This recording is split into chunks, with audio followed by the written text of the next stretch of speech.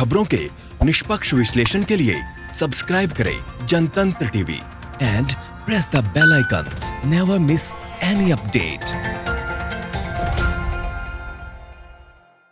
चिराग जी, दो आपके प्रमुख नेता हैं जो सरकार में हैं, वहाँ बाकी रामविलास जी देश के बड़े नेता हैं और उनसे बहुत उम्मीद है समाज के उन वंचित लोगों को जो कि एक उम्मीद भरी नज़रों से देखते रहे रामविलास जी की तरफ, आपकी पार्टी की तरफ। लेकिन बिहार के सरकार में दो लोग हैं, मुख्यमंत्री और उप मुख्यमंत्री, और दोनों लगभग 15 साल से इसी भूमिका में हैं बिहार की शासन में। क्या वजह है कि जब भी कोई दैवीय आपदा आती है या मानवीय आपदा आती है तो ये दोनों लोग एक ही स्वर में बोलते हैं कि बिहार सरकार के पास संसाधन की कमी है। 15 साल से ये लोग सत्ता में हैं। संसाधन जुटाने की, आर्थिक स्थिति मजबूत करने की जिम्मेदारी किसकी है और जवाबदेही किसकी है? आखिर कब तक ये लोग अपनी जवाबदेही से बचते रहेंगे और सत्ता का में भी बने रहेंगे? आप एक मजबूत सहयोगी पार्टनर हैं और रामविलास जी की आवाज़ देश में सुनी जाती है, तो आप लोग इस बारे में क्यों नहीं प्रधानमंत्री या भारत सरकार से बात कर रहे हैं कि आप बिहार की जनता को क्या जवाब देंगे? अभी फिर साल भर बाद चुनाव में आप लोग जाएंगे, कैसे आप कहेंगे कि आपकी जिम्मेदारी नहीं थी? 15 साल से आप सरकार में हैं। नहीं, देखिए, इस बात को मैं बहुत ईमानदारी से मैं कबूल करता हूं कि राज्य में जिसकी सरकार है, सरकार का जो मुखिया है, जिम्मेदारी कहीं ना कहीं उनकी बनती है।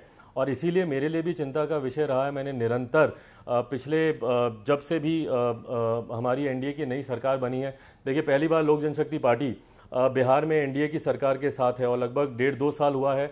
माननीय मुख्यमंत्री जी को पिछले अलायंस में थे, महागठबंधन का वो हिस्सा थे, जब से एनडीए के साथ वो वापस आए और एनडीए की सरकार बनी है। आपने निरंतर देखा होगा लोक जनशक्ति पार्टी को, और मैंने खुद मुखर होकर निरंतर हर उस चिंता पर अपने स्वर बुलंद किए हैं, हर उस चिंता पर मैंने अपनी आवाज़ उठाई है जो मुझे लगा कि हमारे प्रदेश में अभी भी लैग कर रहा है, भले वो स्वास्थ्य व्यवस्था को लेकर हो, भले वो एजुकेशन को लेकर हो, बट रेवेन्यू का आपने जिक्र किया, ये सबसे बड़ी चिंता आज भी बिहार में बनी हुई है। और इसमें मैं चाहूँगा कि हमारे मुख्यमंत्री जी, क्योंकि जिम्मेदारी है उनके ऊपर, पिछले 15 साल से हमारे मुख्यमंत्री सरकार में है, उनसे बेहतर हमारे प्रदेश को और कोई नहीं जानता।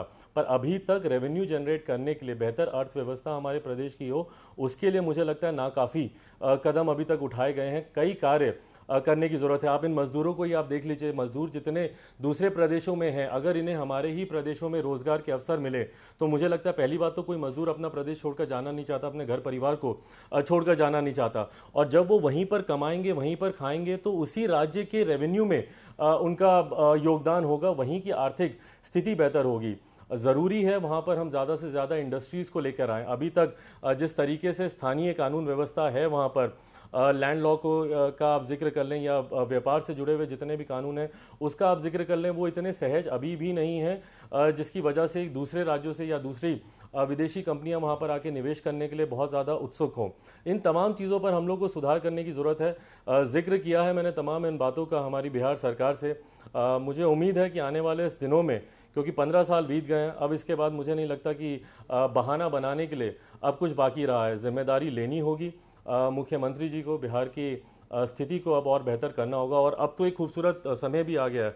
हमारे मुख्यमंत्री जी का ही सपना था कि जितने देश भर में प्रवासी मजदूर हैं या दूसरे लोग जो बिहार छोड़कर गए हैं, उन्हीं का सपना था कि वो उनको वापस लाना चाहते हैं। आज जब वो वापस आ गए हैं तो उनको वहीं पे उनको स्थायी किया जाए, वहीं पर उनको सेटअप किया जाए।